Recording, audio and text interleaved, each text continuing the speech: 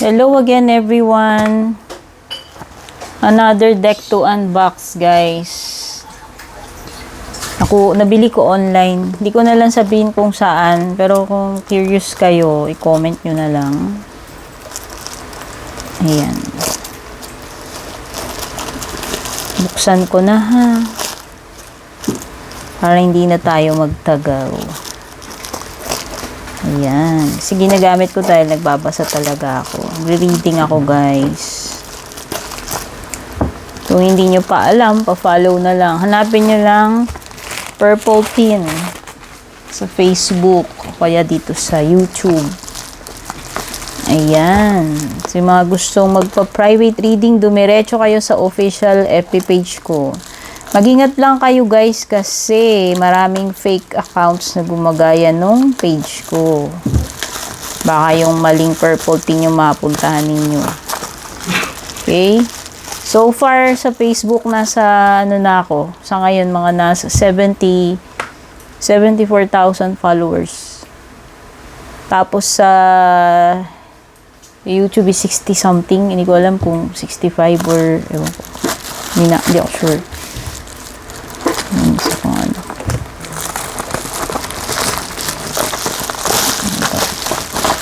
So, ayan. Ayan siya. Ayan na siya. Pantha. Sorry, Fanta. Hindi Fanta. Pantha Oracle. Ayan.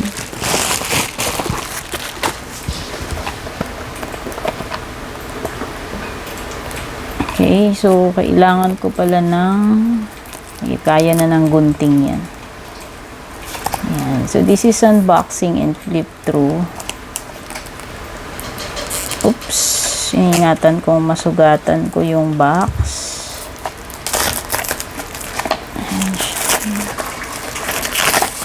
Ayan. Tingnan natin. Ang cute ng box niya, tsaka yung size niya, ano lang siya, pocket size. Yan, nakikita ninyo yung kamay ko, diba? Kasya sa palm. And hindi naman ako malaking tao. Okay, ganyan siya. Okay. Sturdy yung box niya. Hard, 2-piece, hard case box na may cutout dito para madaling buksan. So, yan na naman yung nakalagay sa bottom. Ayan siya, ganyan.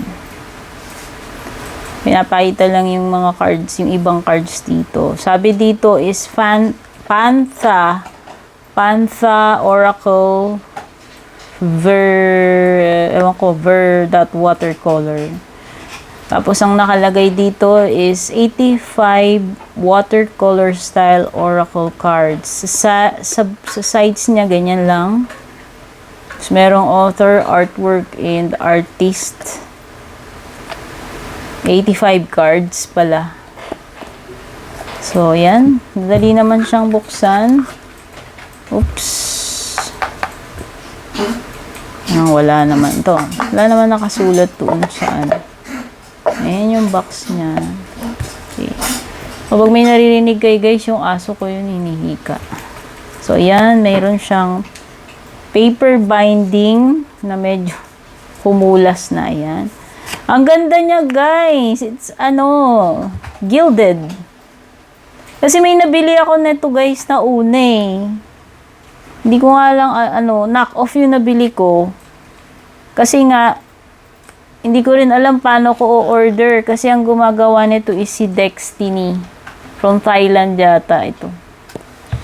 Ayan siya.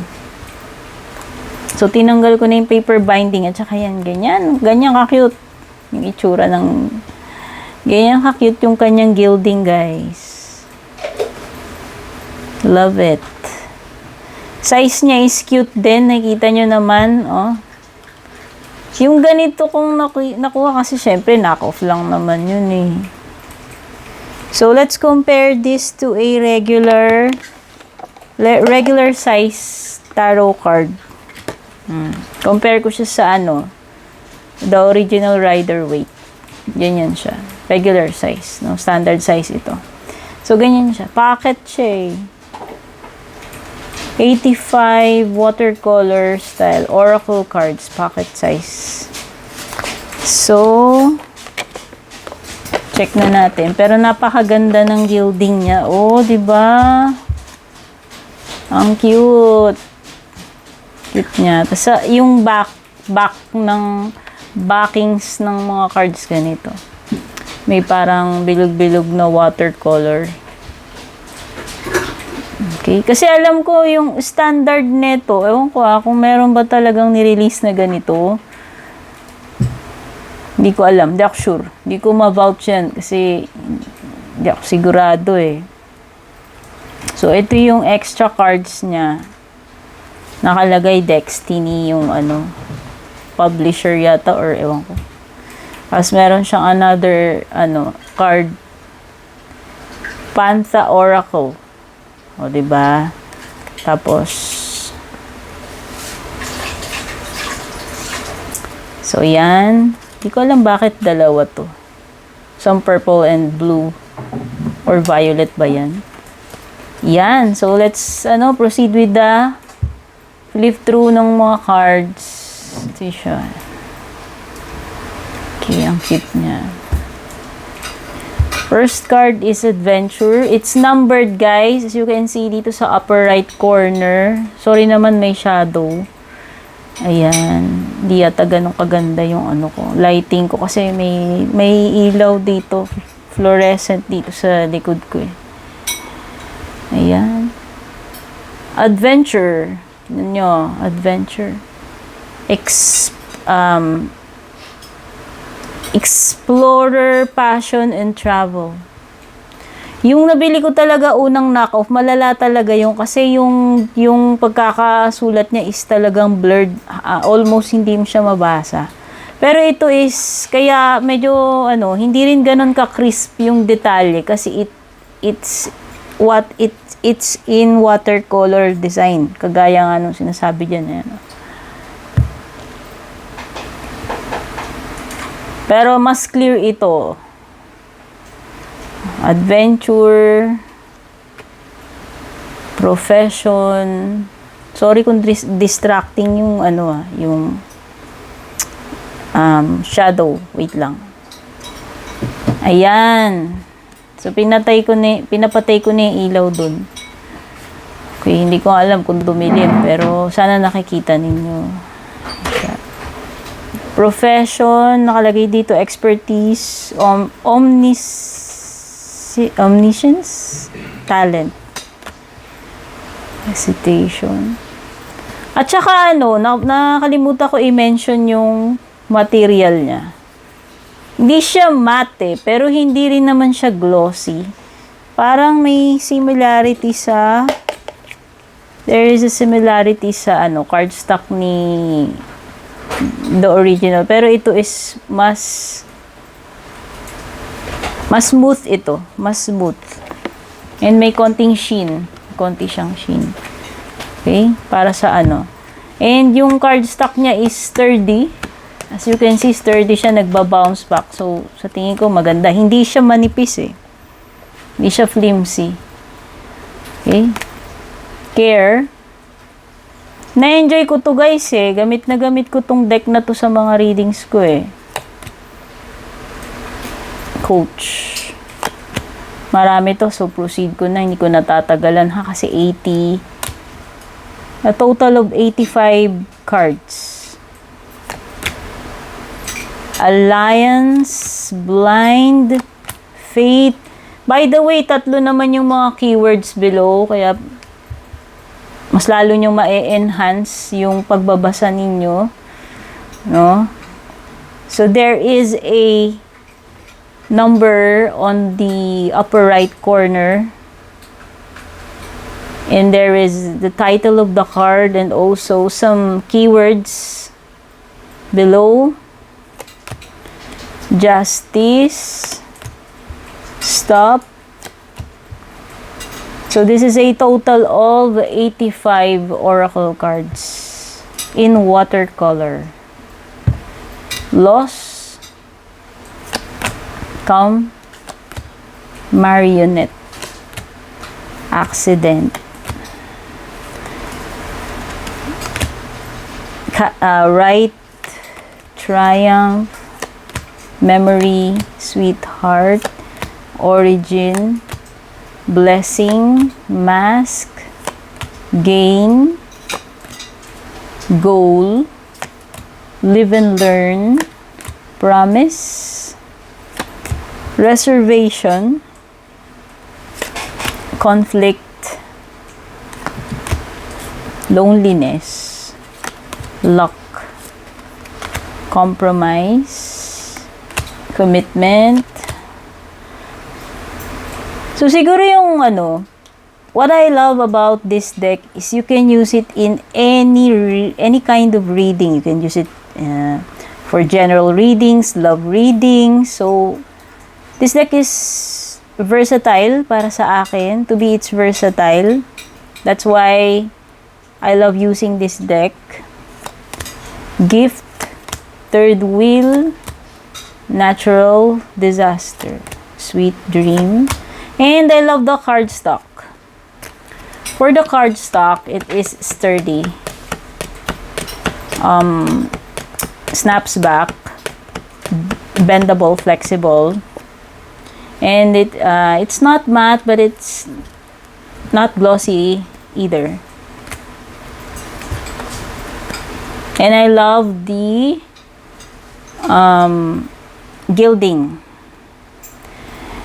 I also appreciate the size of of the cards, because it fits my smallish hands, as you can see.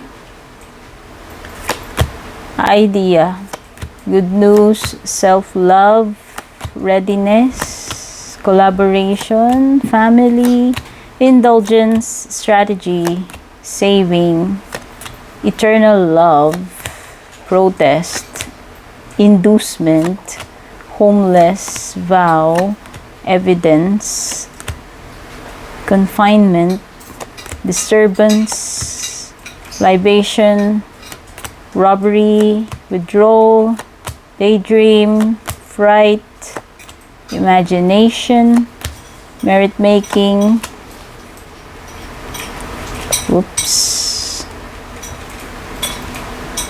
okay, introvert, overload, bully, relaxation, real estate, apology, friendship, stress, fury, nightmare, schedule, stubbornness, trap, death, maintenance, sneak peek, cute, ominousness, treasure, gluttony, and thanks for all support. Thank you card from the creator. So that's it guys. Ayan lamang guys yung ating okay, so let's try how this deck shuffles. Tingnan natin yung kung paano siya balasahin. Yes.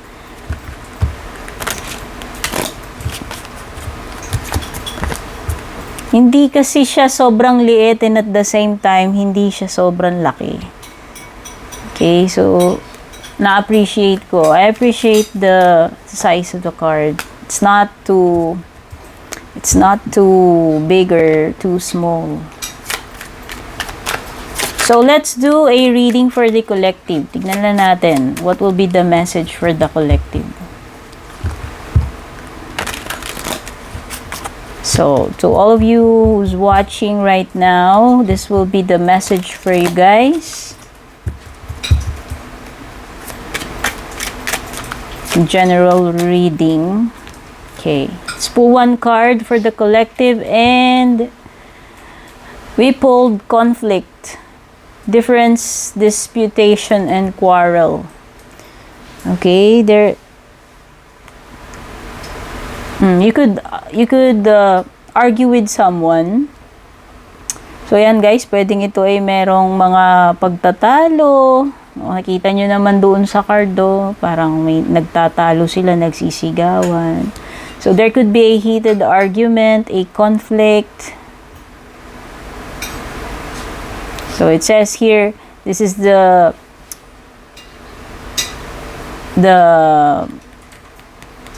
title of the card, and you have 3 keywords below. So you could argue with someone or lose contact because of differences. So yan, pwede kayo magka-problema guys dahil diyan sa pwede kayong may ano ba tawag dito? Makasamaan ng loob, makasigawan, makadiskusyonan. And pwedeng mauwi siya sa heated argument, no? A conversation or encounter that will lead to a heated argument or fight. Okay guys, so that's the message for you. I hope nagustuhan nyo itong ating video. Thank you so much everyone for watching. So, ito yun, yung unboxing, no? This has been the unboxing of the Pantha Oracle. And I will see you guys again in my next video. Bye!